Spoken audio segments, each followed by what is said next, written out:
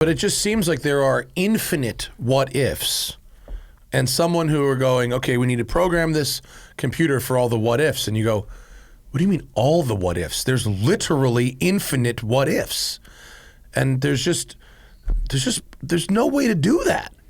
I think that's what everyone just figured out. I think that's what everybody figured out toward the end of 2022. You don't need to be an engineer to figure that out, and you just kind of need common sense. But I mean, so many humans are told we can't do something, and they go, I'm going to try, and then they succeed at it.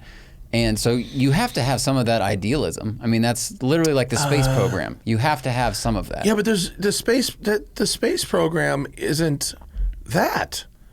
There's not random fucking people flying around. No, I mean, it's not that, but 80 years ago, when someone said, I'm going to send it'd be great if we could have a rocket get up to the space and see the Earth from the heavens. And someone, you're out of your mind. But that the is horses aren't going to pull you up there. Like, someone had to think about it. But in this case, it wasn't the naysayers, the people like me who said that isn't going to work, were right. And B, the other people thought it would be way easier. They didn't say, this is going to be hard, but we're going to work at it until we get it.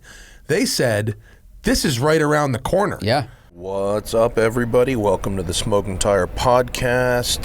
This episode, well, it's a normal episode, but I'm recording these ads from the Savannah, Georgia airport. That's why it probably sounds a little weird in here. I'm on my way to Morocco to drive the 911 Dakar, and that's also why our second episode this week is going to be delayed until Saturday. So if you're used to the Tuesday, Thursday show, I'm very sorry, but you'll just have to wait because I will be in Northern Africa. Today's Smoking Tire Podcast is brought to you by Private Internet Access. Do you know what they are?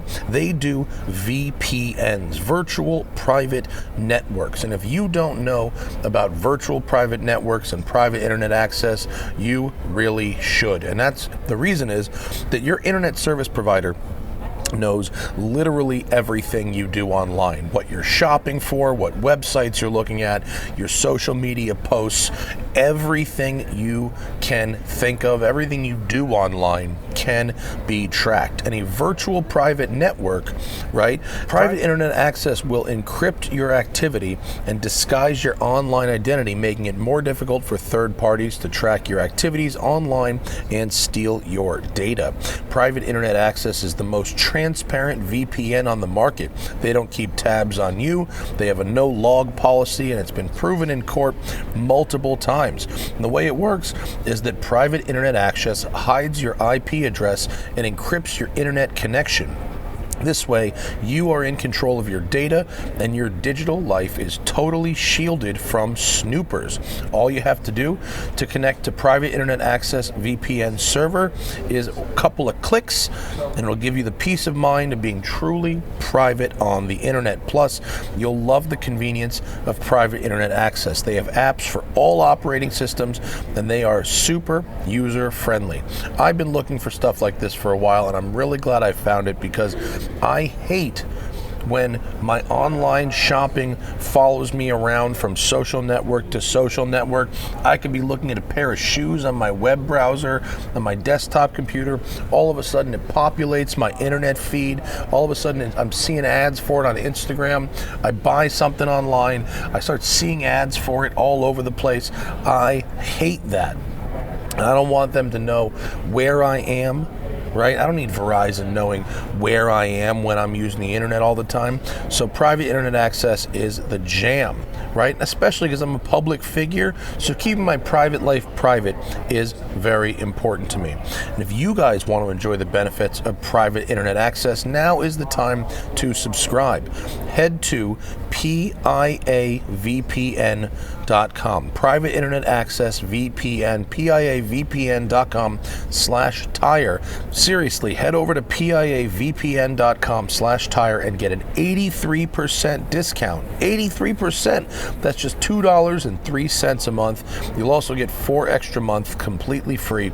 But you must go to PIAVPN.com/tire for a truly private digital life. Check out PIAVPN.com/tire patreon.com/tire. 83% off, guys. That's what's up.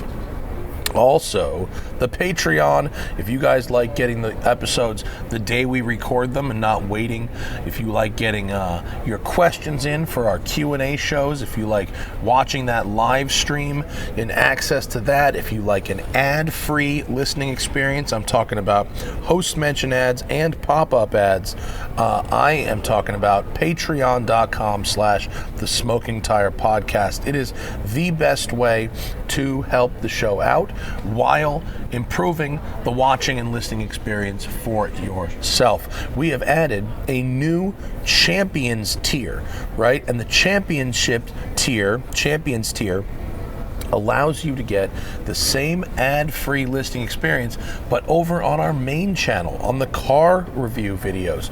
That is what's up. It's only a couple dollars a month more. You get all the benefits of the Patreon/the Smoking Tire Podcast, plus an ad-free watching experience for our car review videos. All right, folks, today's episode of the Smoking Tire Podcast is a cruise show. Zach and I debate the great fall of autonomous cars. Tesla is now offering a round steering wheel in addition to the yoke, proving what we said about how dumb that was. Obviously, it hurt their sales, and people complained.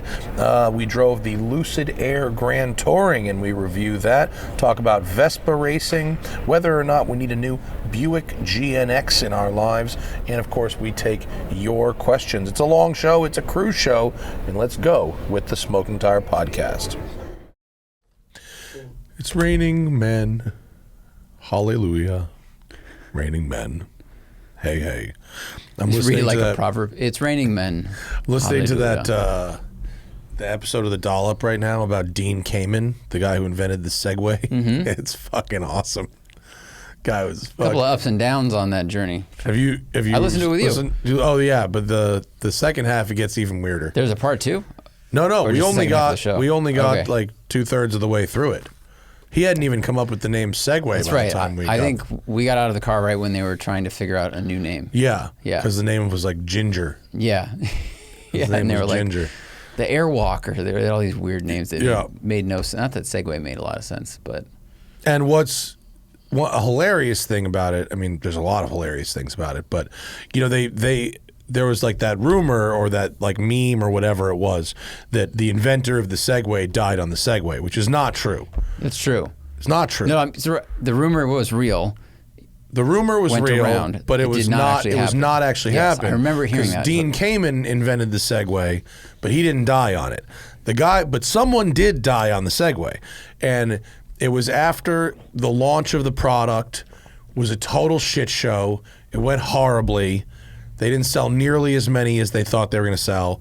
They didn't change the world, and they like fired all these executives and brought in a new CEO who almost immediately died on the Segway. No way. Yeah, it was the CEO they brought in to replace the person that they fired, and he rode it off a cliff and died.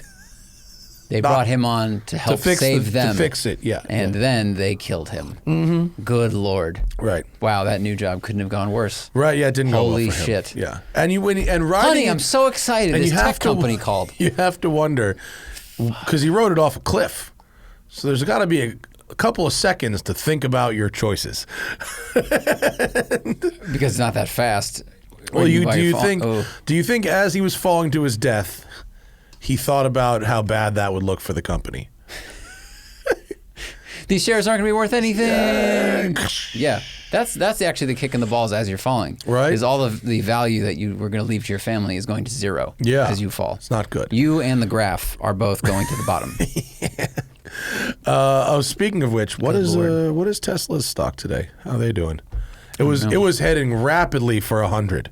I thought maybe it was going to go sub 100, but it bounced back at like 104 to It's 119. Oh, okay. So I guess some people fucking rushed and bought in because they saw they saw it going. tapped 102. Yeah, So it looks oof. like there are a lot of buy orders there. Yeah, it really And really nailed a remember new it was like low. 850. That Oh, was yeah. Before it split. Well, remember when I mean, everything. this guy I was- follow on Twitter, Taylor Ogan, who writes about a lot of things, and I do think he has based on his tweets, I do think he is financially invested in BYD, possibly the Chinese company, because he does put a lot of BYD, pro BYD stuff. Although BYD is the largest EV maker in the world right now, not Tesla. BYD is like smoking Tesla. Because they're just cranking out. Because they're just fucking smoking, like just volume. There's no regulations where they're at. They just make them how they want to make them. But he retweeted a poll he put out when they announced that, after that autonomy day thing where Elon Musk said that you'd be able to summon your car from Los Angeles and that the car would be a robo-taxi and whatever, he put out a poll. How many people actually think that a Tesla purchased today will be a robo-taxi? And it was like 75% thought yes. Wow. And so like that was right at the beginning of the stock run, which we in a previous show we looked at that, where the hockey stick started, where the bubble, and it was when Elon Musk started saying that this car will drive itself. And a lot of people really thought self-driving cars were right around the corner, and some of them were really fucking smart. Well, I mean, not just people. Companies thought it was around the corner. Big OEMs invested billions of dollars into it. And like we saw, I think maybe Alex Roy wrote an article, someone a couple months ago, the amount of money that has basically been pulled out or vaporized in that market. I mean, Argo shut down, unfortunately, but a lot of money has left that space going, oh, this is actually a lot more complicated than we thought. Yeah, it's really weird because like I'm not that smart, but I always, from the very beginning, was like, why do they think they can do this? This is way harder than they thought.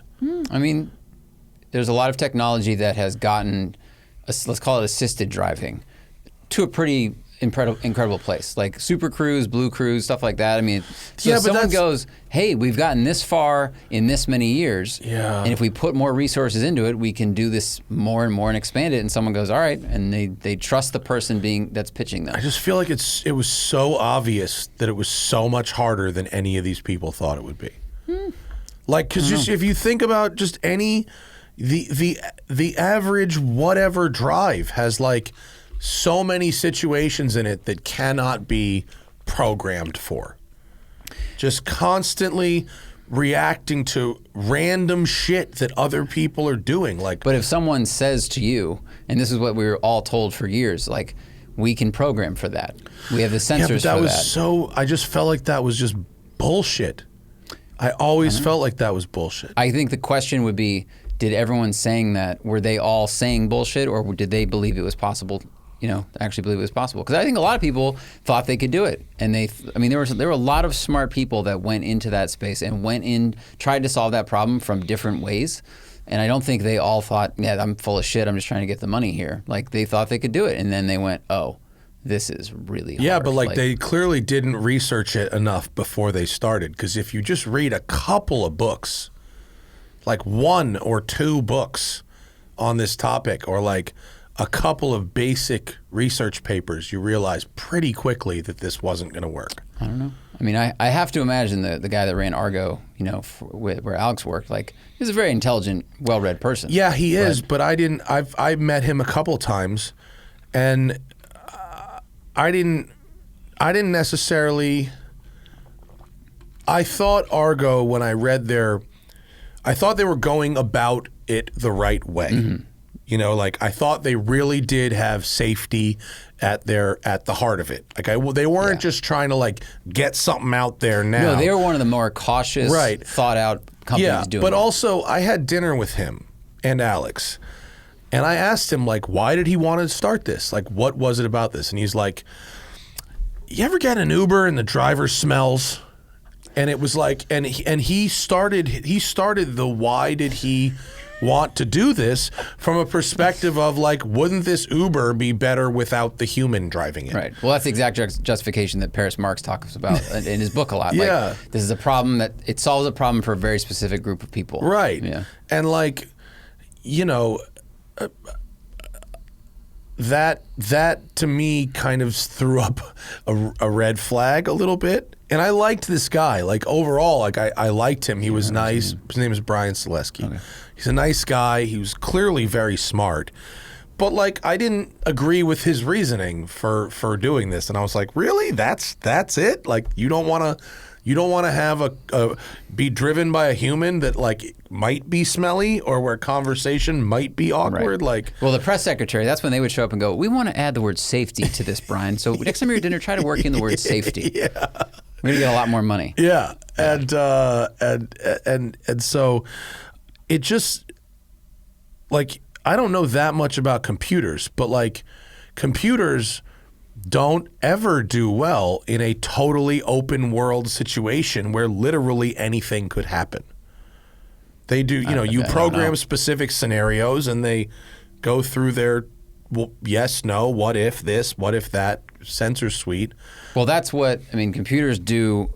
They go left or right, but only if they've been programmed. Right. They go left or right based on the input that they're given. So it's all like they can only think as far as a human can think. Right. At least for now. But like a computer wouldn't go, like a human might drive their car up onto a sidewalk to avoid, an accident Traffic. with something else. Yeah, right? Avoid an accident with something else. But like a computer like wouldn't do that. Like a human can improvise, and computers like can't improvise. They freak out and shut down. Yeah, I think that is going to require an amount of computing power that we maybe either don't have yet or they can't put in a car. Like it has to know every scenario. It's literally like we've seen this in that's movies. the problem. You cannot teach a computer every scenario. Right, because there's have unforeseen things. Yeah, you have to either construct the entire world in a way that can be programmed into a computer. Now, if you have a community that only has self-driving cars, they're all made by the same company. They all talk to each other in some weirdo Demolition Man, San Angeles post-apocalyptic fucking future. Yeah, that would, quote, work. Like, it would work in terms of the fact that the cars wouldn't crash into each other. There would be a whole lot of other problems. But if you have to mix cars driven by humans and cars driven by machines, the machine can't improvise in ways that it would absolutely need to. I have to do things that might technically be illegal to avoid accidents sometimes. Mm-hmm. If I have to swerve across this line where a computer might be programmed to never go across this line, right. Like it wouldn't see that, you know what I mean? Like, yeah, we've had to like duck onto the shoulder because the cars all come to a sudden stop and the person behind you might not be able to come to a stop. Right. So you have to go to that pocket. Or like when the airplanes once a year land on the 405. This happens every couple of years. Someone has to land a plane in a place that they did not predict they were going to land a plane. Imagine what the computer-controlled car is going to do when it sees a fucking airplane coming down. But it just seems like there are infinite what-ifs. And someone who are going, okay, we need to program this computer for all the what-ifs. And you go, what do you mean all the what-ifs? There's literally infinite what-ifs. And there's no way to do that. I think that's what everyone just figured out. I think that's what everybody figured out toward the end of 2022. You don't need to be an engineer to figure that out, and you just kind of need common sense. But so many humans are told we can't do something, and they go, "I'm going to try," and then they succeed at it. And so you have to have some of that idealism. That's literally like the space program. You have to have some of that. Yeah, but the space program isn't that.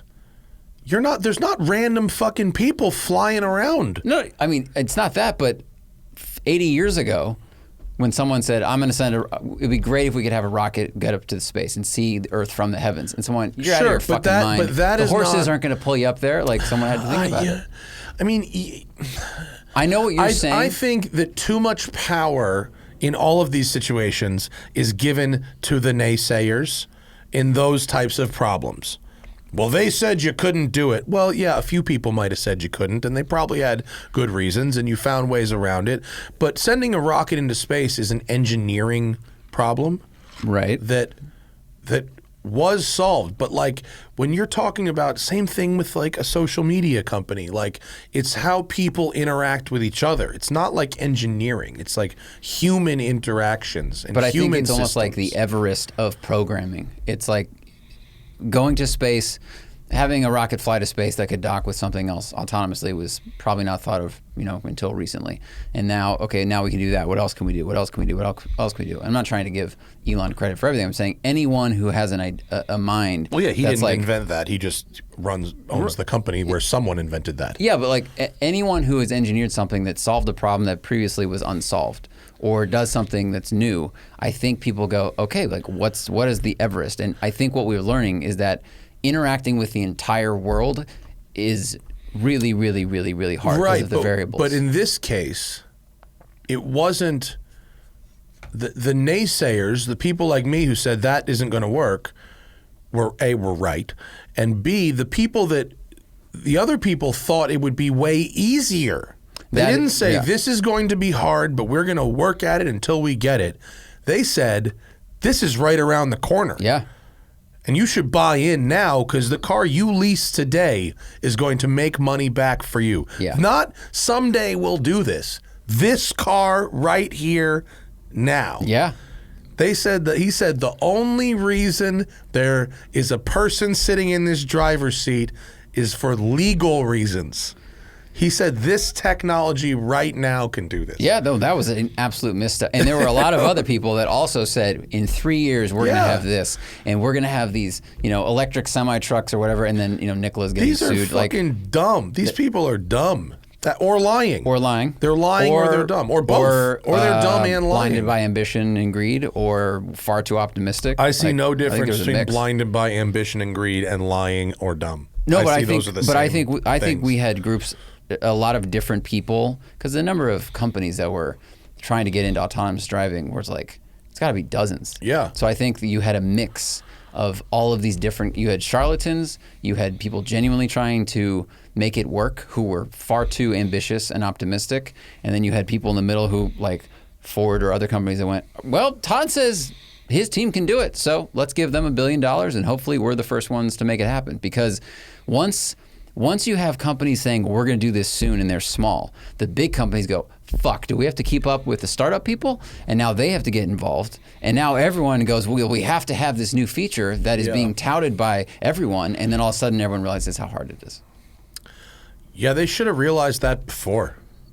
They could have saved billions of dollars. Yeah. I mean, they could have. They know that. They could have saved billions of dollars. They didn't have to. They didn't have to do any of that. Yeah. No, they could have. They could have They could have hired a couple people for like 5 figures to tell them exactly why this couldn't be done. There were a lot of phone calls, I bet, toward the end of last year that were like, but you said it was going to be out this year. Yeah. What do you mean the money's gone? And just click, this phone is no longer connected. Yeah. There's like, it's just, I don't know. Again, I'm not that smart, but I just from the very beginning was like, that's not going to work. Why would that work? There's so many ways for that to not work. Like, and even if it works 99% of the time, like boosters say, 99% would be very, very bad. That's a very, very bad track record when it comes to driving. If you drive, if you get into a car 100 times and 99 of them you don't crash and 1 of them you crash, you are a fucking horrible driver. Right. You should not have a license. That's 3 times a year. More. Yeah. Assuming you get into a car 3 times a day, I mean, you're a fucking awful driver. Your car's covered in damage. Like, passengers would look at your car and go, I'm not driving in that. That's like terrible. And yet people would go, it's great 90 to 95% of the time. It's like, whoa, it's not even 99. It's like less than 99. Like, it needs to be like 99.999. But I'm not going to be that 1%, Matt. Not me. I'm special. Yeah. Yeah. It's like, it just seems, I don't know, so obvious that this was not going to work. I think a lot of people learned that lesson. I really do. I think we'll, maybe in 20 years we'll have that thing where the cars talk. A lot of the cars talk, and then they have good enough radar and cameras to pay attention to cars that don't talk. That's socialism. We can't have that in America What? because that's socialism. How so? Shared responsibility for something, that's socialism. No. Just cars are wirelessly connected to each other. If they all, it's like the CAN bus. If they're all using the same thing just to monitor each other's. We can't even do the stuff. speed limit thing like they have in Germany. Oh, with the electronic. Yeah, that's the start. That's the first. The first step would be to have the cars connected to the infrastructure. The second step would be to have them connected to each other. Yeah, I mean, we can't even do the infrastructure. Well, one, we don't spend money on infrastructure, which is a totally separate, huge discussion. And I think the second one is we have a lot more roadway than Germany. But it'd be nice if we start with just one. Just like pick one where it tells us the speed limit is up or down based on conditions. Like on the Grapevine, if it's with snows up there suddenly, but down here it's 70 degrees, it's a little shady up there. Yeah, I don't know. I was thinking of that because of the steering wheel thing. Tesla is now offering round steering wheels. It's an option. It's an option. It's an option or a retrofit. It's a no-cost option, and I guarantee I thought it was an $800 option. Okay, I read the tweet. I think it's a no-cost option if you order a new car, or an $800 retrofit if you think about how many complaints they must be getting if they're willing to retrofit existing cars. Well, it's a revenue stream for them, though.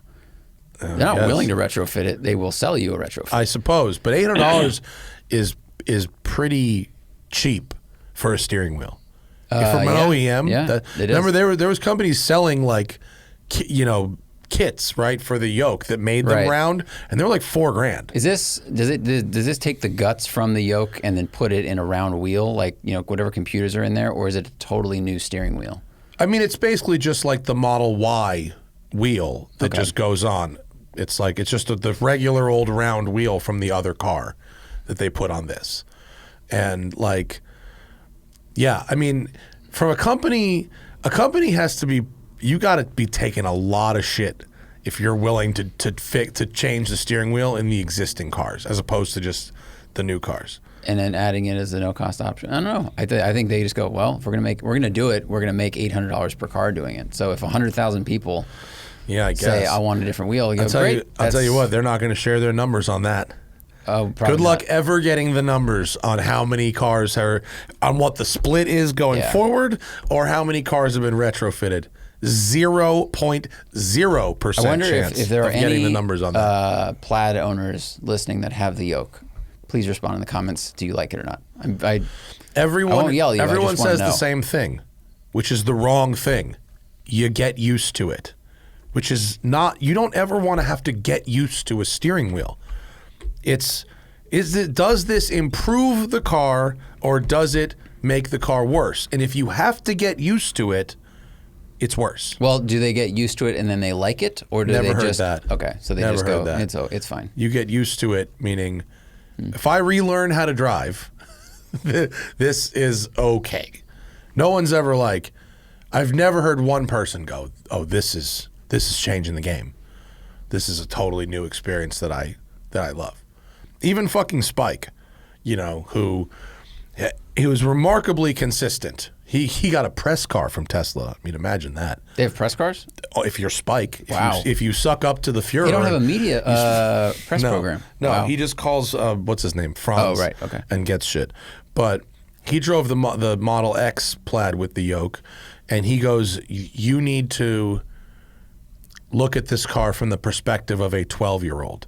He's like, my 12-year-old son loves this car. That's what matters. He's never driven a car. Never driven a car. Right. Yeah. Oh, and by the way, he takes flying lessons. So if you're a 12-year-old that's actually training to be a pilot, then a yoke might make sense because it connects to things that you like. Yeah, but the first time you pull on it, it's not going to do anything. It's stupid. Yeah. I know. Spike, and I said, but is it better? And he goes, I got used to it. And I was like, no, that's a no. That's a no. Yeah. It didn't fix a problem that existed. Correct. Right. Yeah. It did not fix any problem. Yeah. But yeah, you can at least you're not forced into it. I mean, there's nothing actually wrong with the Model S as long as you're aware it doesn't drive itself now that you can get a round steering wheel. Mm-hmm. It's an old car that's kind of outdated compared to some of its competition, but it's fine. Yeah.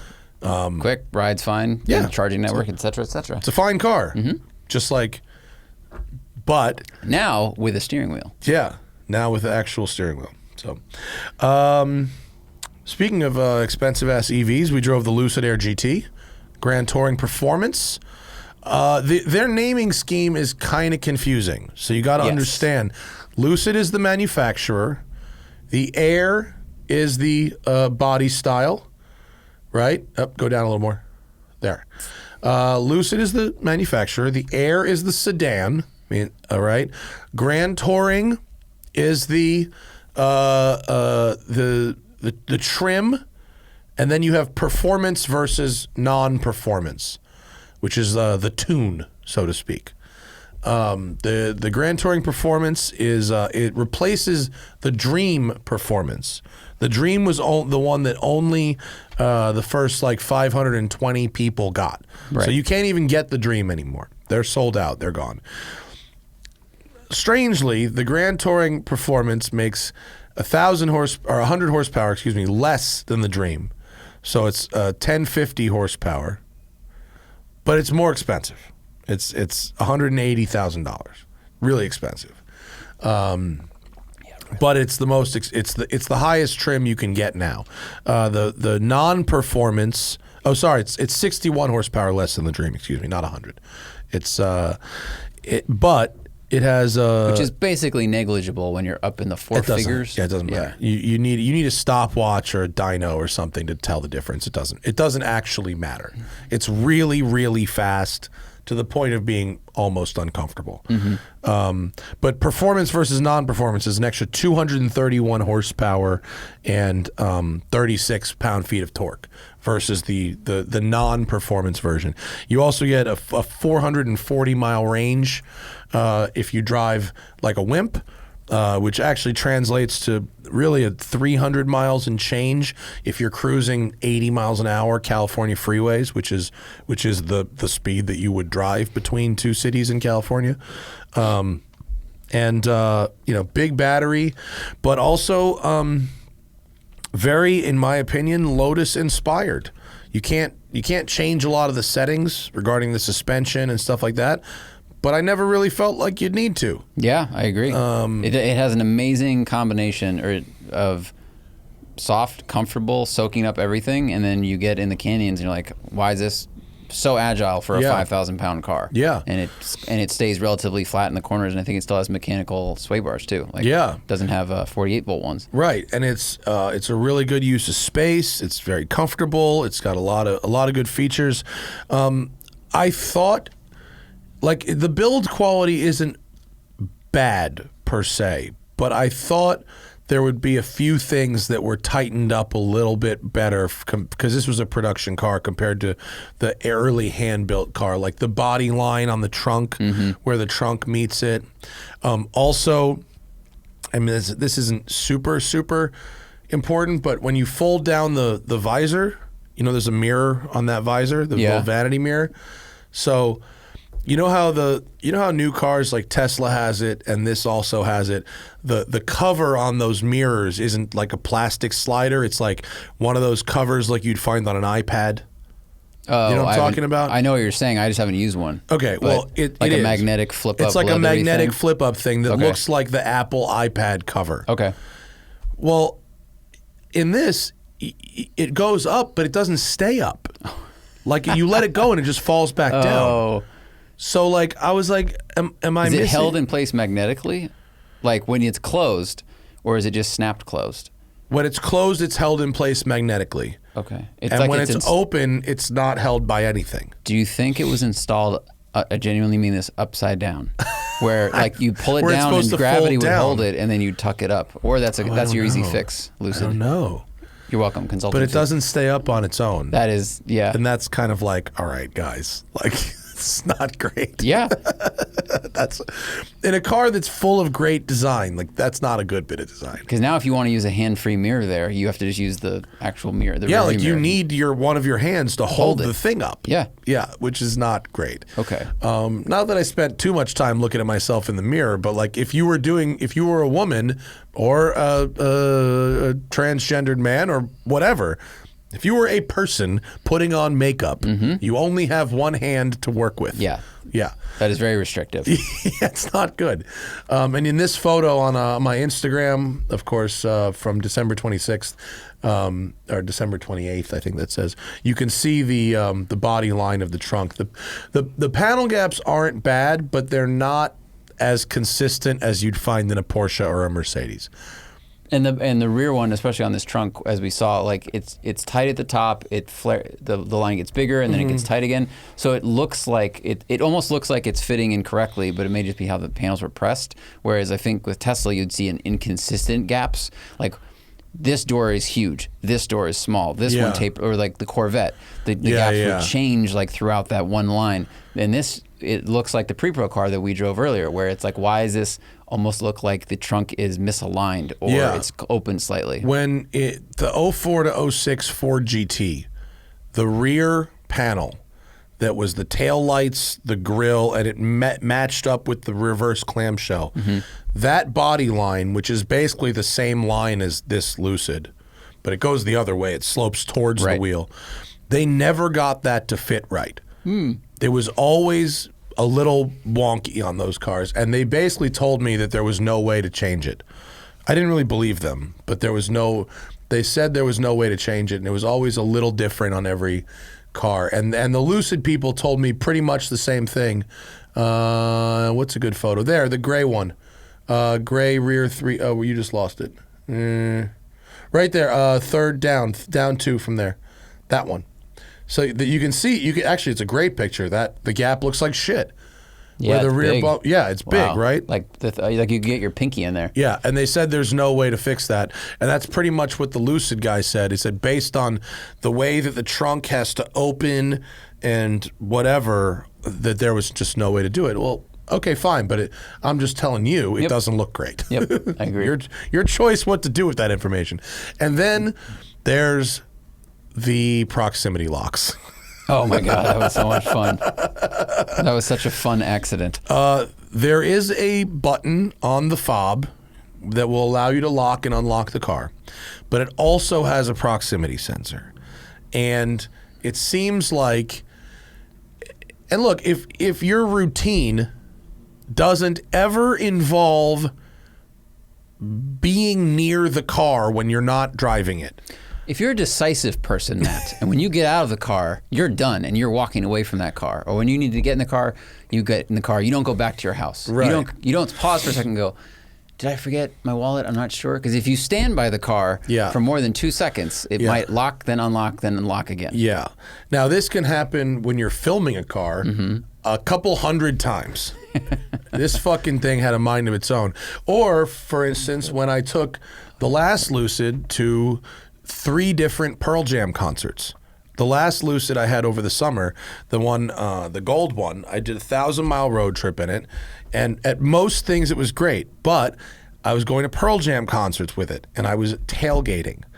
And when you're hanging out around the car, you walk close, you walk far, the car would turn on, turn off, lock, unlock, fucking lose its mind as I would move around the parking lot, going in and out of the, 15 or 20 foot proximity barrier.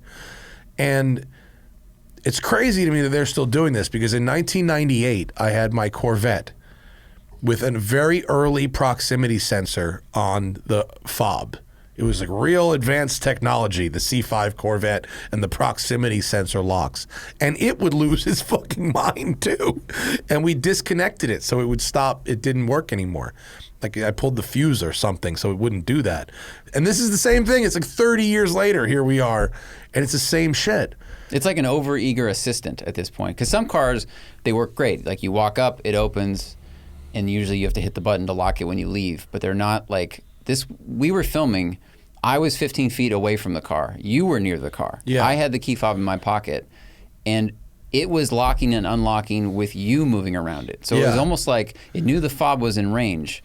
Maybe it was thinking, oh, you're trying to get something out of it. I have the key in my pocket. It'll help you out. But that's not helpful if someone walks up to your car that you don't want to be getting access to. It was really overthinking the situation. Yeah. And there was one situation where I locked it and walked into a restaurant. And then where I went within the restaurant was back close on the other side of a window, and I could see it unlock again. Now I'm in a restaurant separated by glass, and my car over there is unlocked. Anyone could open the door at that point. Right. And like, I happened to see it unlock, so I could hit the button and relock it, but like, this does not need to be a thing. And this might be a journalist problem, but the key fob itself, it's smooth. It's like a fucking eel or something. So it doesn't have a button that has a lock on it. It's like hidden. You have to just press on it. If you owned it, then you wouldn't, you'd know about that. And if you owned it, you might use your phone instead of. I think you're supposed to use your phone. I think they want you to use your phone. But like, does your phone also unlock and lock it when you get close? I don't know. I think it's supposed to, but I wouldn't do that anyway. With my Ford, which has the phone thing, I don't use it. I use a regular fob because there's nothing wrong with a fob. It's a good system, as is a start and stop button. Yeah. Like, have we really gotten so lazy that a button is too much to turn the car on and turn it back off? And like, I can also I can use the Ford app to like remote start my car to set the climate control, or if I wanted to preheat the battery if it was very cold out, so you're not using range, like while it's plugged in. Like in this recent cold thing, people were talking about how bad the range was, right? And a lot of that range, not a lot, but a bunch of that range gets sapped from. If your car is plugged in at your house, it's charged, it's full, right? It's real cold outside. You go, I'm going to leave. You get in the car, you unplug it, you get in it, you drive away. It uses a bunch of energy to heat up the battery to the operating temperature. But if you set either on your phone, you can set, I'm going to leave tomorrow at 8 a.m. And while the car is plugged in, it will pull that energy to preheat the battery from the house. Or you can I can just hit start and it'll start the car and do that while it's sitting there for 10 minutes or whatever before I leave. That improves your efficiency a lot. So like, okay, remote starting, preheating with scheduling, those are good options. But like, I don't, because you're supposed to trust that when you walk up to the car, it'll unlock, you get in, start it, you just get in and it's on, you put it in drive and drive away. But then you leave, you just hit park, you get out of the car, the music's still playing, the air conditioning's still going, and then you just walk away. And now you have to trust that it's going to lock. Because sometimes you're going to leave shit in the car. Mm-hmm. Your laptop or camera equipment or your purse or whatever the fuck. And because of our experience with this thing acting crazy, I don't trust that it's going to lock and shut off. Yeah, you just have to watch it and hit the button, look for the mirrors to close and stuff. But it was very weird that it kept opening and it kept locking and unlocking and locking and unlocking. I mean, it did like 6 times when we were standing in this turnout, and it was you moving around it. That was the strangest thing. It wasn't me with the fob. It wasn't the person with the fob. Right. It was the person with the fob was nearby, but not triggering. It's like it had a proximity sensor on the car, which maybe it does, like, if someone bumps it, it alerts the cameras or whatever. But, it's like a prowler was walking around it looking to break into it, and I was sitting in a restaurant, maybe the car would unlock itself. Yeah. I don't know. Maybe there's a setting. We actually didn't look in the menu, did we, to see if you can turn that off? There isn't. There's no set. Okay. There's not a setting now, but I had a long talk with the Lucid guy about why there isn't, and he goes, yeah, that's something we could do. Just program that. It's software we could just program to disable proximity sensing. And like, that should be a thing. Yeah, because BMW has that where it leaves the radio on when you close the car, lock the car, leave the car for a week. The worst. But you can go into the deep menu and turn that off. Yeah, it's the worst. And I don't want to dwell too much on that because overwhelmingly this is a really nice, fast, great driving luxury car that, like, a lot of the really hard stuff has been done. Yeah. Like, the programming of the regen braking is excellent. Yes. The steering feel, as far as an EV goes, is excellent. Like the ride control, is great. Really good. Yeah, it's actually pretty fun to drive. It's really comfortable for 4 people. Holds a bunch of shit. There's really smart storage solutions and stuff. They've made the screens are much more responsive. Now there's still some funkiness in which there's 2 separate screens and certain menus you can drag from one screen to the other. Mm-hmm. but there's a lot of times where you'd want to show two different things on the screens, like the nav and the radio. Right. You can't actually. I tried this. I tried to drag the radio settings down to the lower screen and keep the nav up. But when I would go touch that music screen, it would then change the upper screen to music also, which is so confusing because what's the point of having two screens if you can't do that? Because you also, I didn't see a way to bring the navigation over to the dash cluster. There is a way to do that. There is a way to do that? No, okay. Hopefully that doesn't change to the music thing. But there's just, they have some programming things they need to fix. And then like, inside felt constructed very well. Yeah, whereas like the trunk nicely. line has some problems, but inside material selection's great. The design is beautiful. It's executed really well in a lot of places. It just has these strange little problems. Yeah. And it's really expensive. It's expensive. I mean, I feel like if it was half the price that it is, even if it didn't go so fast or so far, I could forgive more of these things, but it's two Rivians, you know? Yeah. And like, I didn't really have any of these issues with Rivian. No, they got their media UI thing done really well. Yeah, they really good. nailed it. Yeah. Like, it was a while ago, and I haven't driven the S. I'd really like to try the S, probably try to book that in February. And the Rivian wasn't perfect, but it was so polished, you know, I didn't have a lot of criticisms for it. Well, Lucid's in this tough place because they are selling cars for the price of Taycan Turbo. You know, I don't even know if you can option an EQS or EQE to this cost. I think the EQS AMG, which is not what we drove. Right. We drove the 580. There's a higher one. You might be able to option as high as this, but it would be maxed out. Yeah. Like, to be selling cars at that price point and not have your media, your UI, everything really, really buttoned up is hard because these other companies, Mercedes, really nice car, looks beautiful when you get in it. I think it would have just as much wow factor if you get in one of those as you get in a Lucid. And none of those problems really arise because they've just been doing this for a lot longer. Yeah. I want them to succeed because it is a nice car and it's cool to see something start from nothing and challenge the status quo. Totally. And I do think people's reactions to it are really cool. People are really into it, and driving it's great. But some funky stuff going on in there with the software. Stuff they can fix, probably over the air.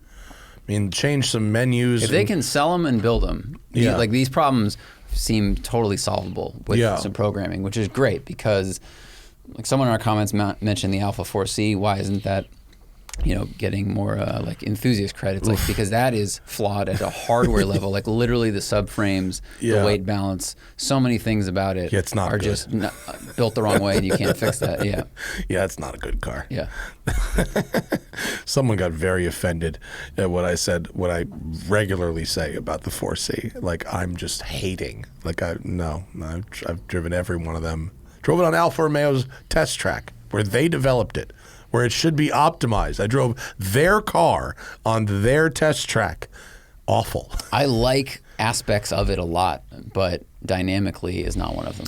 I like it in the same place that I like a DeLorean or a Noble or a Lotus Esprit Twin Turbo. I like seeing someone else drive one by and going, oh yeah, look, there's one of those. There's that cool thing. There's one of those.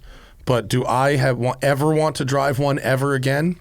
No. Oh, I think you just have to have your expectations, set them pretty low. Like it's a Like 6 real low. Like they're not good. Yeah, They're they're not fun. good. Imagine a car that has paddle shifters but not power steering. Like Race car. Where did that? F1 car, Matthew. Oh, that is like boy. that is an F1 car from the 90s, right? Yeah. Should we talk about the new Patreon tier? We'll get to that when we go to Patreon. Okay. Met up with the weird thing happened this weekend. Me, Spike, Zuckerman, Johnny, and Bill met up for coffee, and we had a great time. It was so surreal to see Bill anywhere else, Right. besides Without his store. no apron. No apron. Not in a rush. No stress. No customers. Just an old guy hanging out with the other old guys. It was kind of nice. Nice. Yeah, it was great. You know what happened? Like, a couple people came up to Bill and thanked him for his contributions to the community. Where did you guys meet? In Malibu? I don't want to even say where, because I don't want it to get fucking ruined. Gotcha. Somewhere All in Malibu. Okay. That has good coffee but not great parking. It's not gonna be the permanent, because the parking's not very good. But I don't want to ruin it yet. But it was it was just really, really weird to see Bill literally anywhere else. I got there and I was like, holy shit, I have actually never seen you outside of this 200 square foot of fucking real estate ever. It was crazy. Yeah. It was a lot more free time. That's cool. Oh, if you haven't seen it yet, there's a really weird movie that's worth 90 minutes of your time called The Menu on HBO. It's with Ralph Fiennes and Anna Taylor-Joy and the douchey guy from the first season of White Lotus. And it's sort of a critique on hoity-toity chef's table style food, like food as art. It's a critique on that, and it's part of this very popular genre that the White Lotus and Knives Out are, where, like, you know, billionaires are vapid shitbags. It's that meets food culture is terrible. Okay. And it's not horror, but it's horror adjacent, and it's weird and kind of silly.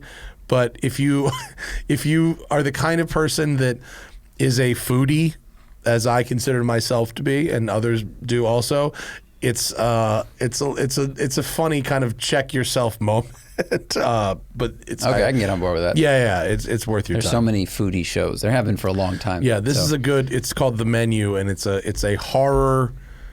It's almost like a Jordan Peele version of or Jordan Peele, right? Mm-hmm. Yeah, Jordan Peele. Yeah, Yeah, the fucking dude who became an awesome director, right? Get Out. Yeah. Yeah. It's almost like that, but for foodies. Okay. It's pretty fucking good. Anything else on the? Let's see. There's 2 spots left on Route to Vine. Road and Track Route to Vine, February 14th to 17th. San Francisco, Napa, Sonoma. Track time at Sonoma Raceway. Beautifully curated route. Go to experiences.roadandtrack.com to sign up. You do not need any kind of super fancy schmancy car. Any sports car will do. We literally have Ferraris. We have a guy with a Volkswagen GTI.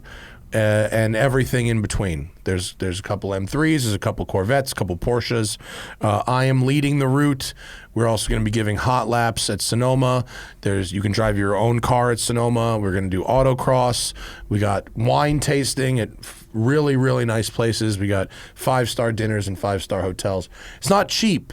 It's around $10,000, but it's all covered. Once you show up, you don't have to pay for anything else besides your gas. It's very, very good. And so just a couple spots left for that next month. Please join me. It will be fun. That's a lot of trip. That's fun. It is a lot of. That's cool. It is. Yeah, it's not cheap, but you get a lot actually for your money. I will just say this, that there is not a lot of profit built into it. It's a branding exercise more than it is a squeeze you for your money. The hotels are amazing. Renting Sonoma privately for the day is not cheap. No, it's not. Renting out these restaurants is not cheap. Cool. It's awesome. Yeah, it's going to be awesome. Yeah. Shout out to Porsche of Santa Clarita. Bo Bachman's joint had a great Cars and Coffee this past weekend. Second Saturday of each month. He has the coolest floor, or they have the coolest floor. The glass floor. Yeah. There's a GT1 under the glass floor. It's pretty badass. They did it real nice. They had coffee stations all over the place, not just one. They had like 5 different coffee stations, so you could always grab a cup without having to walk all the way across the place. Nice big variety of cars. Cool. Bunch of cool shit. They gave me some premium parking for Strawberry Shortcake, and everybody loved it. Mad people were talking shit about my color. Fuck them. They're wrong. Car's awesome. And of course, go check out our Zack and I did the Civic Type R and Supra comparison test. Supra manual. Seems that people liked our format. We need to work on it a little bit. I think it does. The format works. It just needs to be a little tighter. Yeah. People did think it was written, which it was not written. That makes me feel good. Yeah. But if we did write it, it would be tighter. Right, of course. This is version 1 of, we put more effort into this for sure, more time, all that stuff. But it was really fun to do. I had a great time with it. It was fun, and you put a lot of work into the edit as well. The Supra manual is surprising. It's a lot. I think it's a lot more fun to drive than the automatic one. It feels really fast. The in-gear acceleration is really good. I think, as some people pointed out in the comments, it is possible that the Type R might actually beat it around a racetrack. That was my argument. Yeah. Or that it would at least tie. Yeah. But I think it'd be close. But as a street car, the Supra feels faster. Oh yeah. I think in straight line acceleration there would be no contest. Yeah. I think when things get twisty, that's when it would even out. It'd be probably a pretty good race. Yeah. But I really found they changed a bunch of stuff in the Supra too. They retuned the suspension. It's got a different final drive ratio. But the shifter is much nicer and notchier and crisper than what you get in any BMW. It's really good. It's a really good better shifter. Than the M4 we drove. Yeah, much 2 years better. ago? Yeah, much better. Yeah. The clutch feels great. It's easy to heel toe, and the pedals are spaced nicely. I found it to be much more enjoyable than the automatic, and they did a very nice job with that car. Actually, I still don't like getting in and out of it and ducking under that side sill. Yeah, me neither. I'm stinks. 5'10", and I still have to duck my head quite a bit too. But go check out that video. It's been up for, by the time you guys listen to this, it's been up for at least a week. But let us know what you think of the And the views are in the format. millions. Yeah. Because it came out a week ago, right? Yeah, right. So the views Yes. are Record millions. smashing, Doug. It was a fun thing to do, but I do think if we do it again, we need to pre-write more. In fact, I'm going to Morocco to do 911 Dakar, and I was considering basically doing almost all of it in voiceover and just writing the whole thing, and just getting lots of footage and making it more of a travelogue type of deal. We'll see how it goes, but I think, experimenting with format is what we're going to have to do to grow the audience, and so, Yeah, I think it was fun. It is fun, but getting 2 press cars at a time for one video is a tough thing to do regularly. Yeah. No, it is. The resources are limited there, especially getting 2 press cars that are like actually compatible with each other. Right. It's a small pool, as we said in the video. Like, there are fewer and fewer enthusiast cars. So if we paired up all of them, be like, well, we have 3 videos. Yeah, and there's a bunch of people that took issue with us calling these cars affordable, and that's noted. If you make $50,000 a year, then this is not an affordable car. But if we're talking about brand new cars, and it's not just like, oh, these guys are rich from LA and they're out of touch. Like, it's not that can't happen, but like, we're talking about brand new cars. Like, the fact is, there are name every brand name, every brand new enthusiast car with a stick shift under $50,000. Like, how many are there? There's so few. Yeah. And now how many? And let's say, like, you'd have to say from Civic Si above, like a regular Civic manual, I wouldn't consider an enthusiast car until you modify it. So right. So that limits it even further. Yeah. I mean, there's probably less than 10 enthusiast cars under $50,000. Now, how many of them haven't we driven yet? How many have we not done videos on? Like, none. Like, so in the scheme of enthusiast cars, I'm sorry, but like $45,000 to $53,000 in 2023 dollars, like, that is somewhat affordable. Well, I found a spec. The average transaction price for a new car last year was $48,000, just above it, actually. Wow. Really high. So now, the Civic is under that. The Civic is under that. Now, I realized that, we had the everything bubble last year. Prices of new cars went up a lot, inflation, et cetera, et cetera. But like, this is the statistic we work on. We know that, and we know that dealers are going to add markup. Like, we know all these things are going to happen. So we just have to judge the cars based on the price that's MSRP and based on what they're being sold for by, out of the factory. Like, what's the MSRP? Like, it's gone up a lot. We know that sucks, but it just is what it is. Yeah. But it's a good video. So, Question? Yeah. Let's go to the Patreon. We've got, right? Is it time? It is, right? It's Patreon time. Of course, patreon.com/the Smoking Tire Podcast. You want to ask us questions on the show. You want to ask us, you want to get the show ad-free. You want to get it the same day it's recorded instead of waiting Tuesday, Thursday. Schedule. Do you want an extra show every month? And now we have a new higher tier available. It's going to be called, what is it? Champion? What are we calling it? Champion. Champion? Above Pro Driver. Or Podium, one of the two. It's probably Champion. The new tier is coming.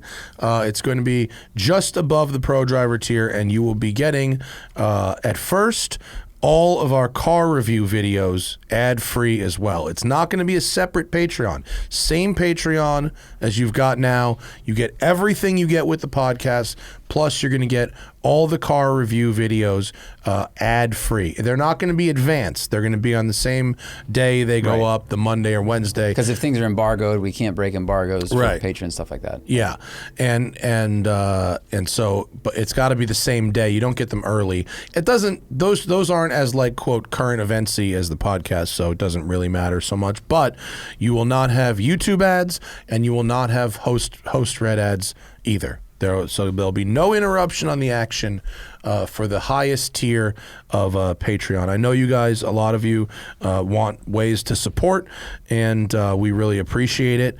And we will try this. We will see if it works, and we could possibly add special things to that also. Maybe a Zoom call Q&A with those patrons specifically about those videos. We'll probably pepper in other special things here and there throughout the year, but the consistent thing we want to provide for everybody is the ad-free one takes or the ad-free reviews, whatever format they'll be. Yeah, bringing in the main YouTube channel into the Patreon fold at that highest tier, and of course you'd get everything else that you get at the other tiers also.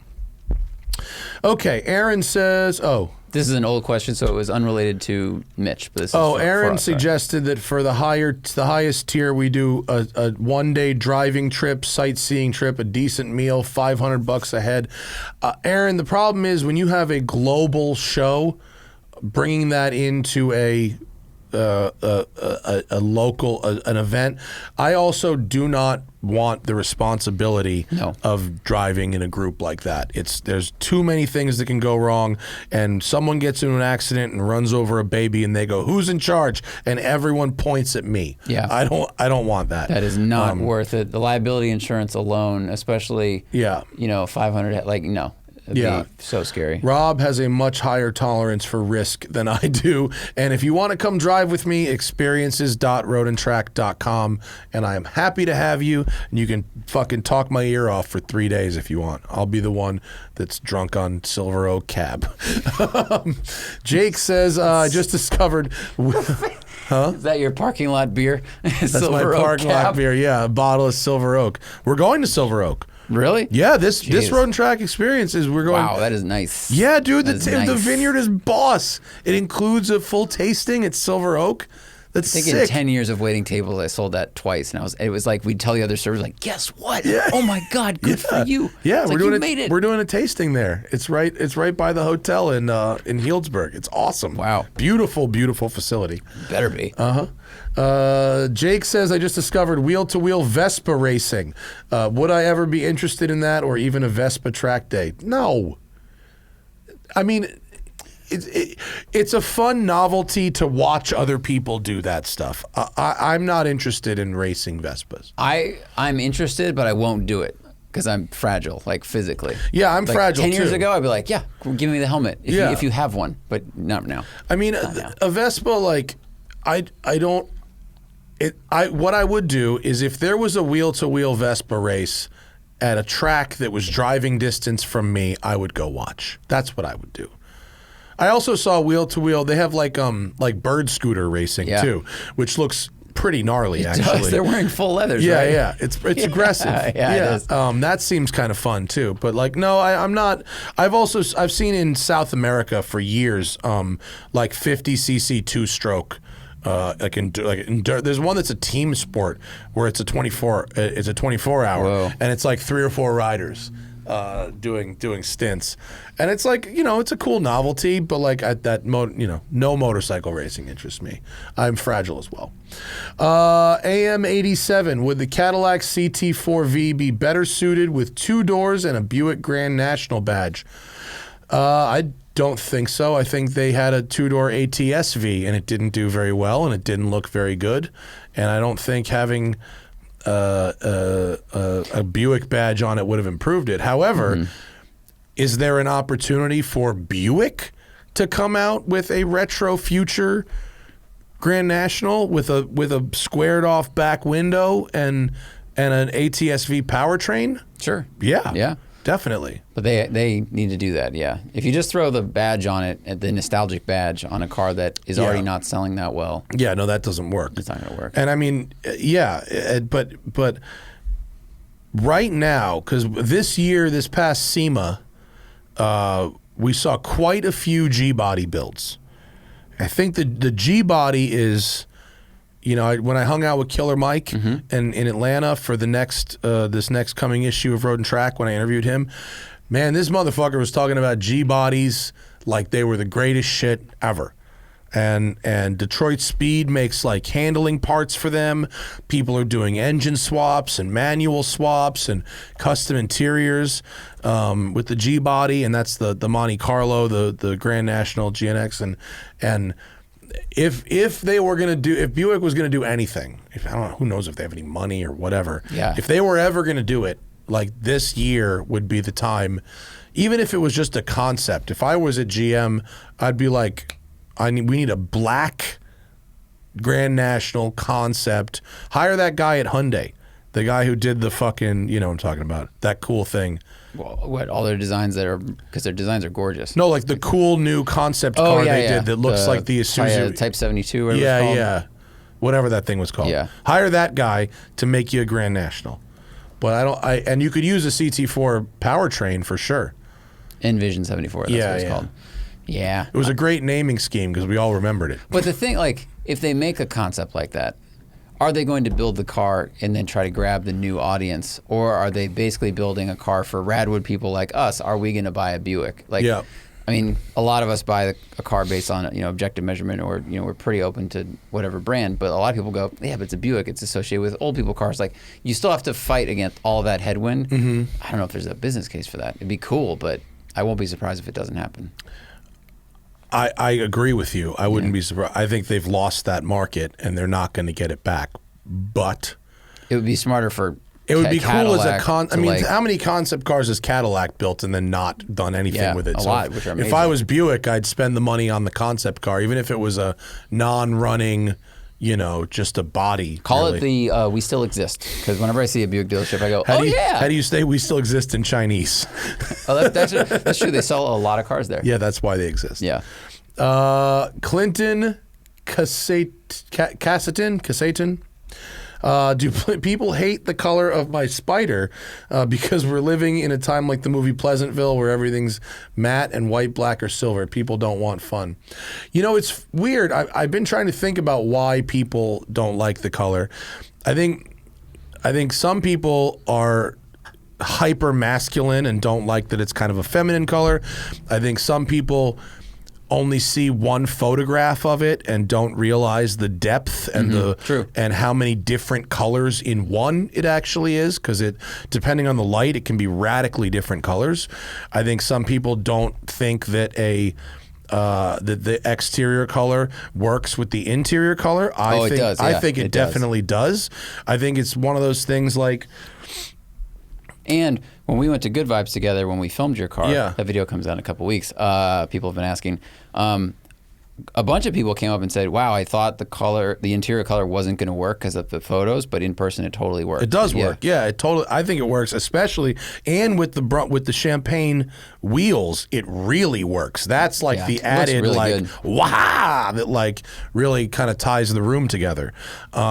It's aggressive for sure, and it's not to everybody's taste, and I don't need it to be to everybody's taste. But I do think it's funny how far out of their way certain people have gone to talk shit. Like, well, there's I don't like that color, and you go, all right, that's fine. And then there's people going, why did you do this? How could he do this? This is so you're like, why did Porsche let him? Who puts That's the energy into that kind of shit? Yeah, I don't know. It's very like, strange. There's no point in caring. But I mean, I don't know. Overwhelmingly, the in-person reaction has been very positive, and I'm sure there's people who look at it and go, "Yeah, I don't like that," and then they don't say anything and they walk away. Which, oh, by the way, totally reasonable thing to do. It's fine. I don't like most cars that are yellow. Like 98% of cars I see in yellow, regardless of shade, I'm just like, it just doesn't work for me. That's fine. I'm not going to ask you, what the fuck is wrong with you?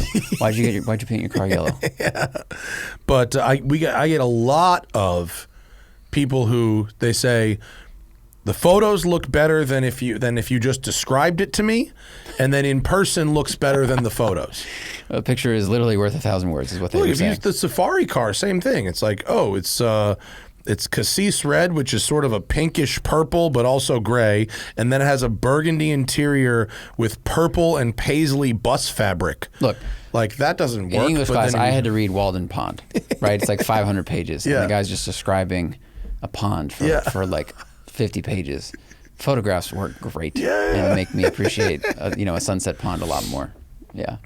The more important thing is that I really like it. Mm-hmm. The people that whose taste I actually trust, like Zuckerman saw it at coffee the other day and he was like, "Whoa, that's fucking cool." I mean, unprompted. And maybe he was being charitable, but he was like, no, this is awesome. This looks great. And so I think it's great. I don't give a fuck if you don't like it.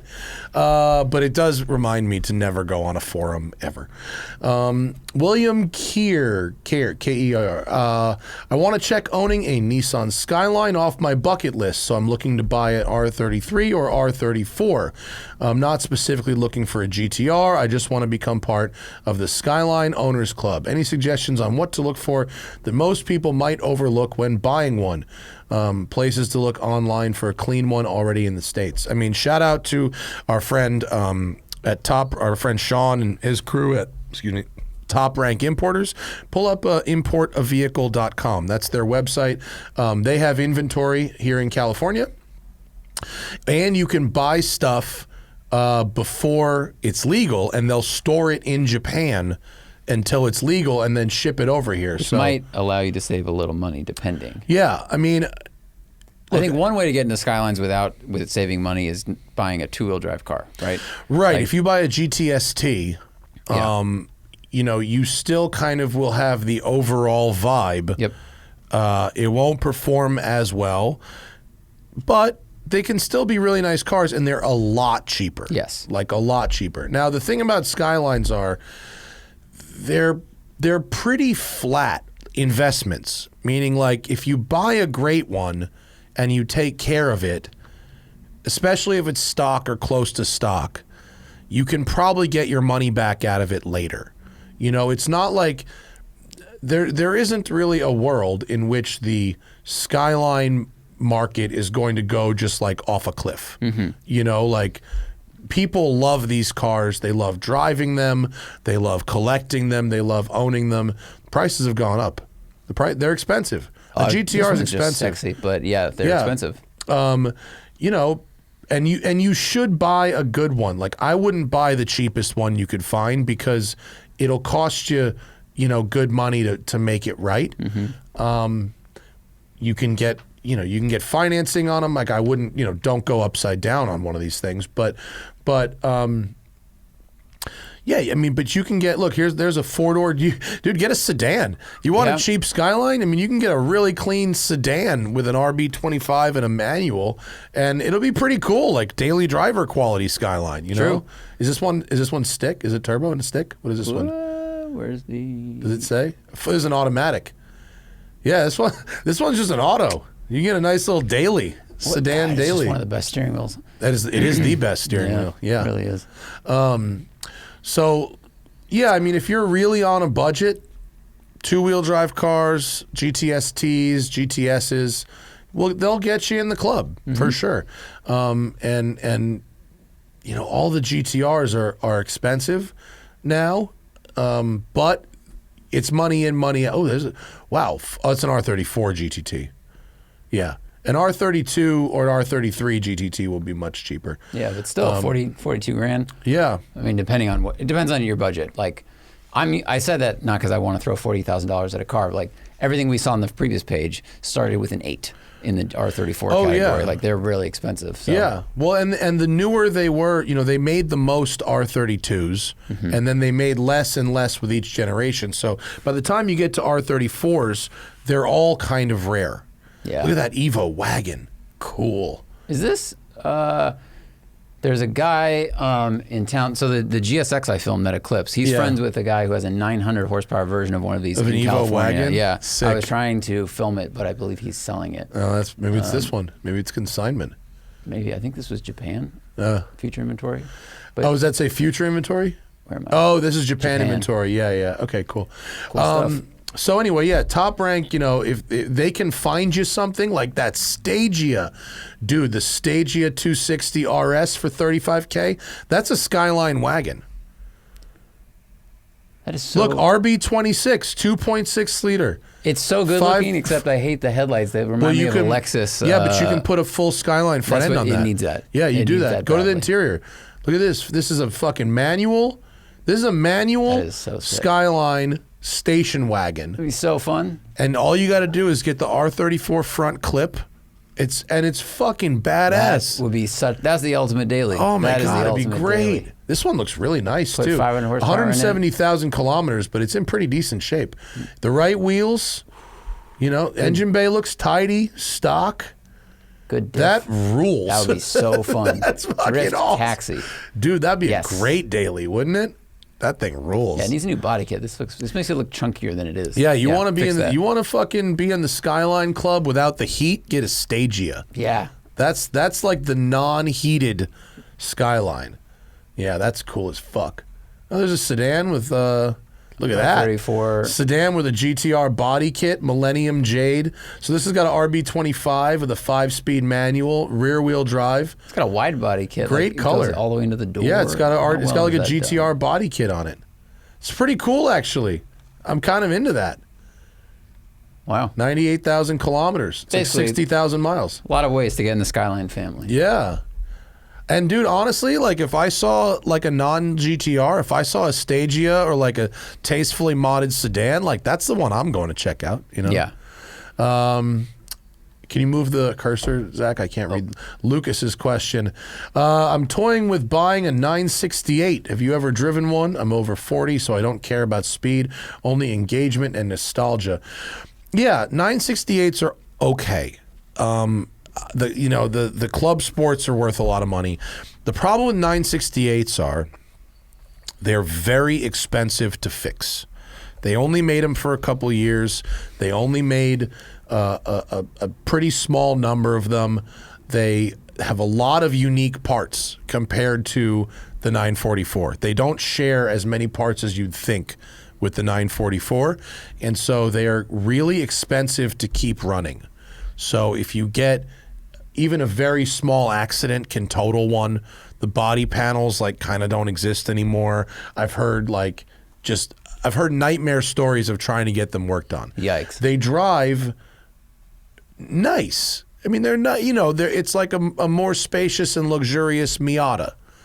Front engine, rear drive, great balance, good steering.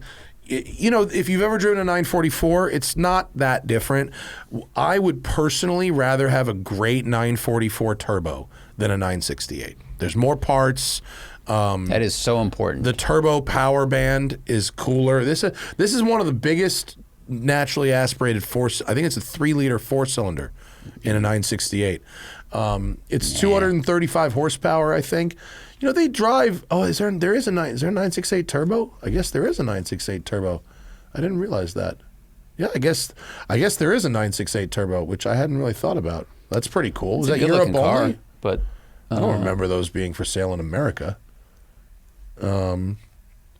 But that's really cool. well, this is early 911s.de, so it's Germany. Yeah, I don't ever remember a 968 turbo being for sale in America, but that's fucking cool. That's a cool looking car. Yeah, good luck getting body panels for that.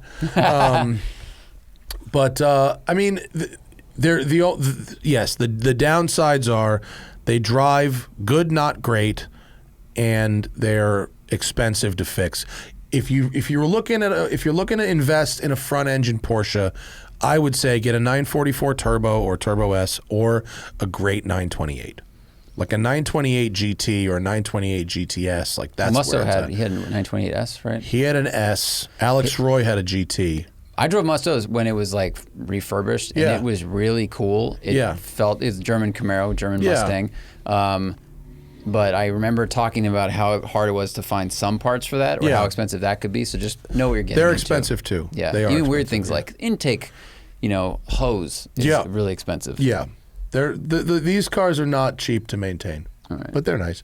But the problem is with a front engine Porsche, it doesn't have as unique of a driving experience. Like that experience is available elsewhere.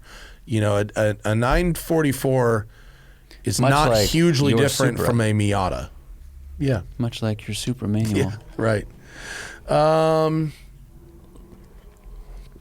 Jack Martin says, wants to know about octane boost. He says, I know the strawberry shortcake runs on 98 and you need octane boost as the United States have different fuel types because in Australia we have 98 on pump and that's premium fuel. Australia and Europe compute fuel in the same way. U.S. computes fuel in a different way. 98 in Europe or Australia is equivalent to 93 in the U.S. It's not. It's the octane. The literal math that they do to compute the octane is different. Oh wow! Yes. Did not know that. Yeah, we have the. They use RON, which is one method. It's an acronym for something. We use Steve, right? And we use it's RON, and then we use R plus M over 2. I think, if I recall correctly, the math indicates where it is measured, meaning their octane is measured at the refinery and ours is measured at the pump or something like that. I'm sure if you Google the difference between how it says 98 RON octane is equivalent to 93 AKI in the United States. Right. We could find the math, but right, and we have 93 available at the pump. Every state except California. Right. California, only 91 is available at the pump, which would be equivalent to 95 in Australia. And occasionally you can find higher octanes at random pumps in America, but like it's kind of dependent on the market there and the gas station owner. Yeah, it's race gas. Yeah. If there's a real cool gas station where you can buy race gas, it's awesome, but it's like $16 a gallon. Yeah. Compared to my octane boost, which is about $6 a tank. Right. So yeah, if I found myself at a gas station that had race gas, I'd buy race gas, but most don't. But yeah, differences between Australia and Europe and how they compute gas octane ratings compared to America. Mark Wiley is looking for a fun weekend car that can handle Vermont roads. I have a TDI Sport Wagon for daily stuff. This would be a weekender for mountain roads and longish road trips, 25 to 30,000. Prefer a manual, but not required if the automatic is engaging. Considering a BMW M235i. Open to alternate suggestions. Let's see. You get a lot of Mustang for that money. I mean, I like the Mustang a lot. The more I think about it, the more I like that car. Well, 25 to 30K gets you a lot of Mustang. Yeah. It also gets you a Corvette. Ooh. You can get nowadays, it's what, like a good C5? A good C6. Okay, C6. Give me a good C6. Oh, C6. It'll give you a good C6. That's a great car. Yeah. Get you Corvette. It'll get you plenty of excellent Camaro. An M235i is a nice car, but as we just showed with our 135i project, like that car was $19,000. We put 10 grand of maintenance into it. So if you're getting an M235i for that money, I also think the M235i is good, not great. Yeah, it's a GT car. Yeah, it's like the 228i with the M Sport package was actually more fun. It wasn't as fast, but it was more fun. It'll get you, I mean, a great 86. It'll almost get you a brand new 86. It might even get you a brand new. Like a used, like a 2-year-old. Yeah, it could get you a brand new. Previously owned. You could get a fucking kick-ass Subaru RSTI already built. That's true. You know, 30K will get you a really clean 2.5 RS with an STI swap that'll be ready to drive and good to go. And fun in the snow because you're in Vermont. Yeah. Forest, I mean, well, I don't know. I guess Forest, that's too practical. They have to be 2-door. Can you get, no, you can't get one of those. I mean, 30K will get you a bunch of Boxster. Yep. Boxster or Cayman. Caymans are fun. Even Camaro 1 LE. Yeah. Amazing car. It really depends on, like, is he more focused on cornering and fun driving, or is it like weekend trips? Is that like a GT car? You want it to be comfortable, hold 4 people, bags and stuff like that. Vermont like, has good roads. They have good pavement up there. Windy roads, very pretty. I like driving in Vermont. It's nice. Or, you know, go a little further classic. I mean, maybe you know, 30K will get you an amazing R129 Mercedes SL 500. You know, it's not like the most dynamic thing out there, but it's cool, very cool, comfortable, reasonably fast, great road trip car, big trunk. Those are awesome. Like a Mercedes from the 90s could be pretty cool. You could get a C63 AMG. Save you get money that for gas. 30K. Yeah. Wow, really? Depending on where you buy it. Like wow. you go buy one in Texas, maybe for like in the 30. Oh, that could be very interesting. That's a noisy experience. That could be very interesting. Yeah. You can get a bunch of different BMW cars too. You can get an E36, the nicest one in the world, and maybe own it flat for a while. E46 330 convertible. Yeah, you used to be able to get an M3 for this money. Yeah, that's wild. But you could get a 330 ZHP. That's a great car. 330 and the ZHP engine's not as complicated awesome. as our engine. Yeah. That is a great car. 330 ZHP could be really cool. That could be a nice weekend. I would do that over the 235. Yeah, probably. Yeah. Yeah, more analog experience, built really well. Yep. I might even go for the convertible. Sure. I'm just not a convertible. You are. I'm not. I like a convertible. Yeah, that could be cool. Or import something from Japan. Get that wagon. That wagon would be cool. I mean, or you could get a Silvia, or you could get one of those cool MR2s. You know, the JDM MR2 is awesome. You could get a really cool 2-door WRX from the 90s. There's shit out there for sure. I think Vermont is pretty easy. Pretty liberal. Yeah, they don't give a fuck. Yeah. Will there be a Just the Noise video on the Spider, says Matt Cheseldine. Maybe. If I... maybe on the Patreon, because I think the last one we ran on the main channel didn't do as well as they did back in the day, so maybe we don't do these anymore. Just the Noise videos are really useful for breaking what's called the drive impression embargo. When they say no drive impressions before this date, and I make a video where I just drive silently without actually revealing anything, that is a very useful way around that while still being able to make content with the car. If it's just the noise video of a car where there's also a full review with talking, it doesn't actually do that much, the data says. There's no scoop on it. But if, as we're launching this Patreon, it could be a good Patreon bonus video. Totally. Yeah, for that, yeah.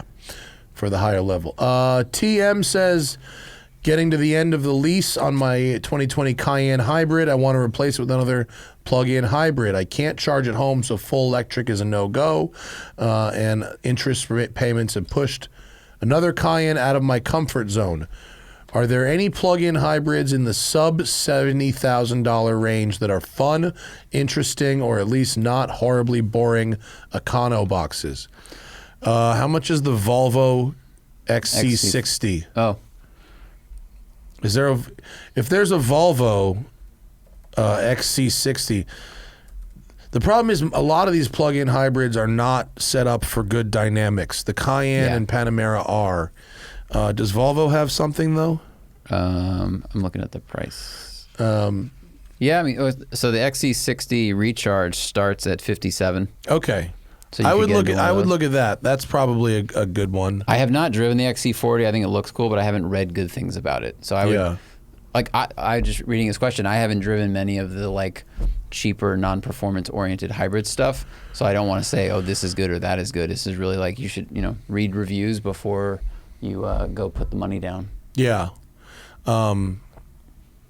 Yeah, and you could probably go test drive one too. I mean, I think they have them on lots. So, but that's all I can really think of. The Volvo is a really nice thing to operate. Like, interiors are great. They're really nice. But not a lot of people are doing really interesting plug-in hybrids right now. I mean, Toyota's got a full line of them, but they're not interesting. Right. Audi's not really doing hybrids. They're going full electric. Because it's more of a tool right now. It's like, it's a way to get more gas miles or get more miles out of your dollar. And they're not really oriented towards performance at this time. Yeah. I mean, I think XC60 is probably a good way to go. The interiors are really nice. They're not mind-blowing dynamically, but they're very nice places to spend your time. Yep. And so that's probably a good. Jack Snell, I'm driving a 2011 Jetta, looking to add a fun second car to the mix, considering a GR Corolla or a GR86. The rear-wheel drive sports car experience is very appealing, but the added practicality of the Corolla is also tempting. Is the added performance and practicality of the Corolla enough to outweigh the rear-wheel drive fun of the 86? It's not just rear-wheel drive fun. The 86 is a very low center of gravity. It's got great steering.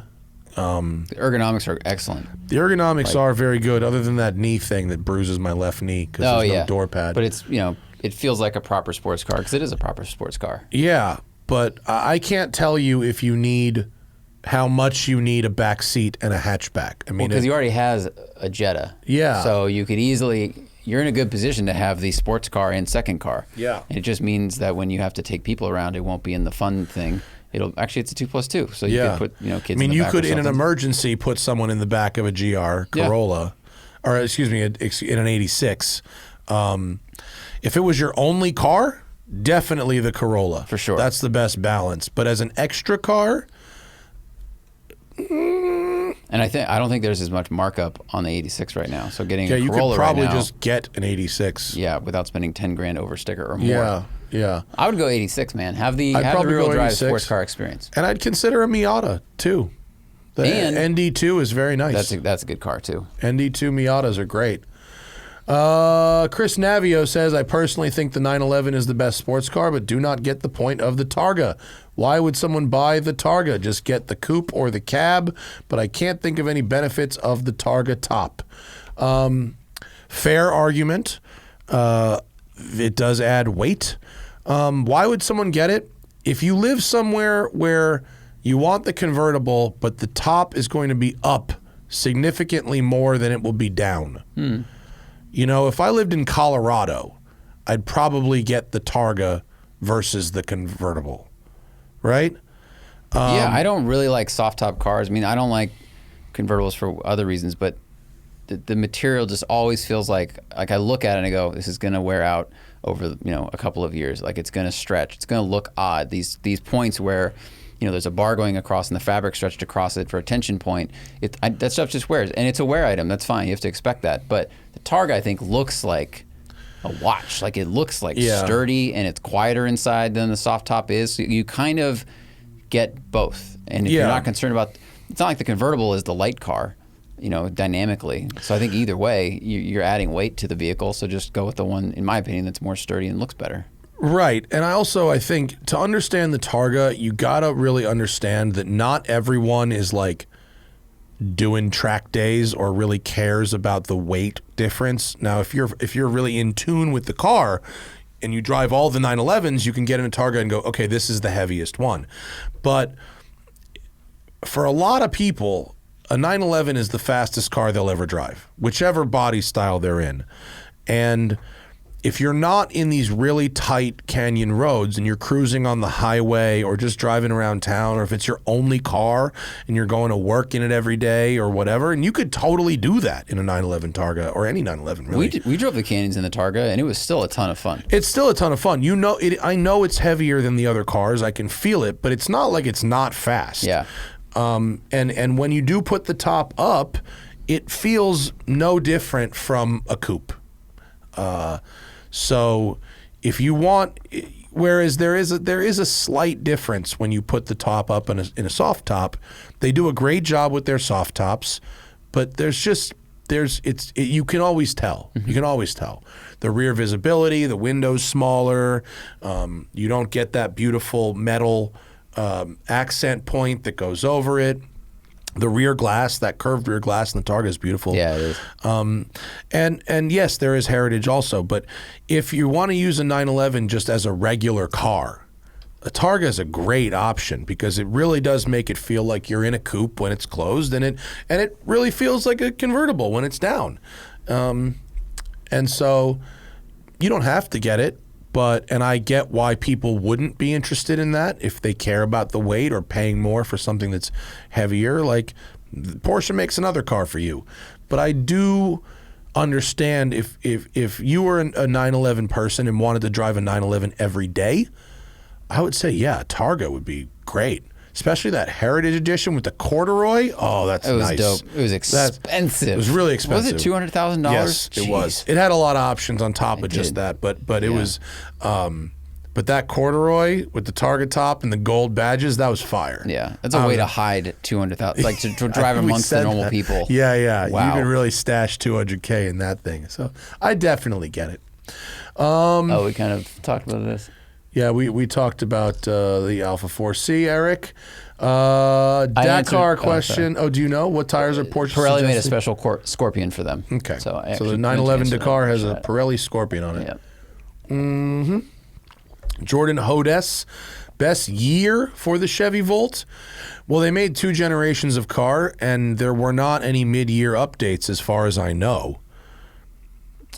I looked into this when I was considering. I would say the newest one you can afford, honestly. Yeah, people on the forums were saying that 2017s around there were really good, and just I think overall the cars have been very reliable. There was some Apple Car update, or I think they gave it Apple Car. Oh yeah, they Apple put CarPlay in. Like I think the first year cars didn't have CarPlay. Yeah. The one my first one was a 13. Yep. And it had CarPlay.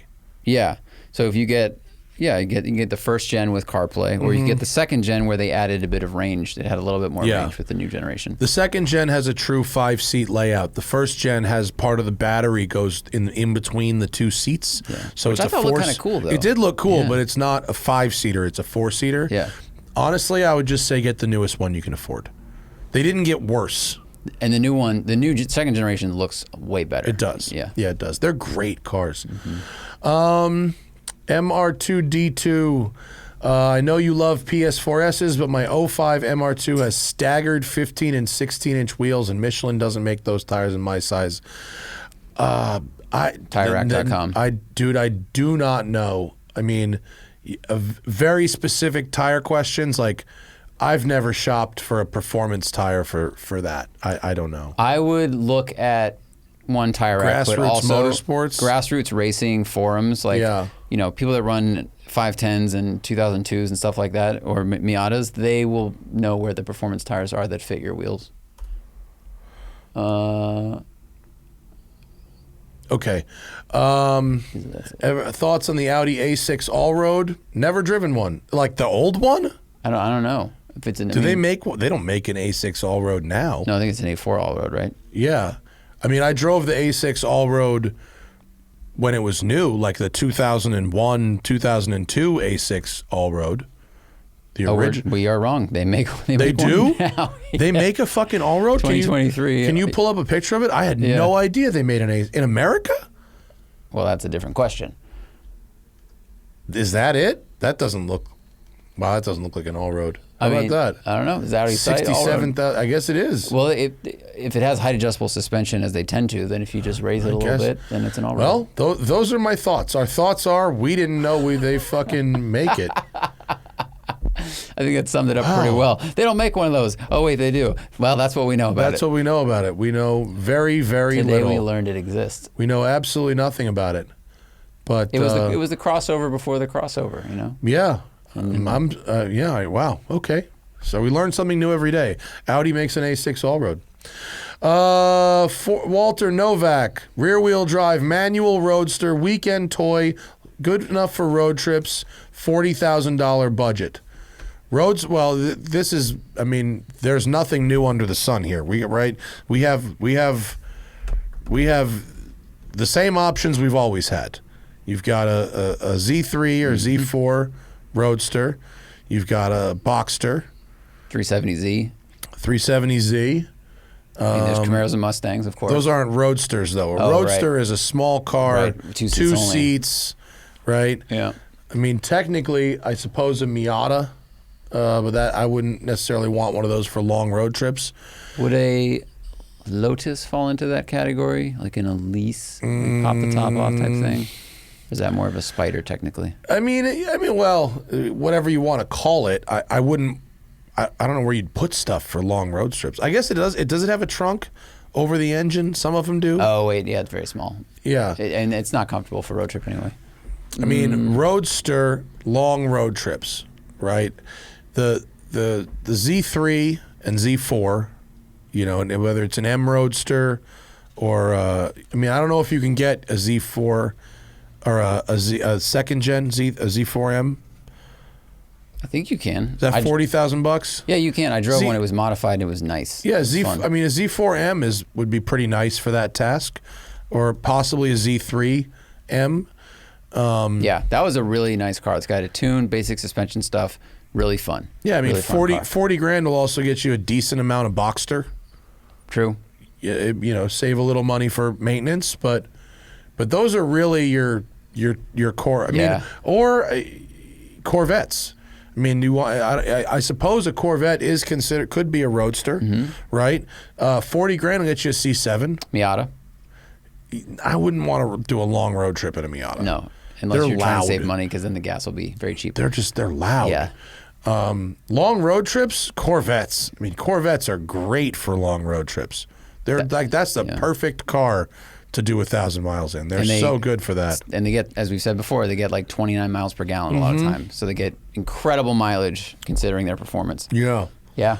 That's kind of where I would say, you know, Corvette, Boxster, Z4M. Those are your core choices. Because if you want a manual, that's what you got. You know, you have to scratch off Lexus, scratch off Mercedes, scratch off Audi, I think. You could get you could get well, it would be you could get a TT convertible with a manual. Those are fun. Yeah. I don't know what the newest one available with a manual was. A first gen would be I would get something else. Yeah. Yeah. There's limited.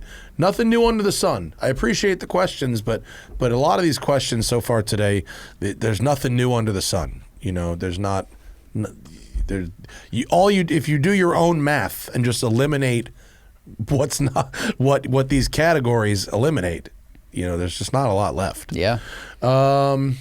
Micah Moore, what is the progress of our new location? Just went over there today. They were going to start installing the lifts today, but the lift crew got COVID. Oh. The lift crew was all out for COVID. And so they'll be back next week to install the lifts. So slow going today. And I met with the architects about building 2. It looks like we'll probably be starting the work on building 2 in about 2 to 3 months. We have to do a lot of the architectural work, engineering and stuff before we actually get started. But building 1 looks amazing. The floors are done, the walls are done. Ooh. The ceiling, floor, and wall are completely done. But we just don't have lifts yet. We don't have like the security cameras yet. We don't have the bars on the windows yet. They're not bars. They're louvers that look cool, but they are. You need a TIG welder to cut them off. And we have to build the wall. Building a giant fucking wall around the whole property with spikes and razor wire on it. Wow. Yeah, not fucking around. Well, yeah. But yeah, it's coming along nicely. Do we have a favorite house whiskey at the WCCS lounge? We have so many. There's a lot. Kevin, our YouTube analyst and friend Kevin, he got us some nice Whistle Pig. Some good Whistle Pig, yeah. Good. People, you know, one of the best things about having this type of business is people just give you booze. We have so much free alcohol. Yeah, there's a lot of free alcohol, so we tend to just drink our way through that. Yeah. And when we get low, some just shows up. It's pretty nice. Yeah.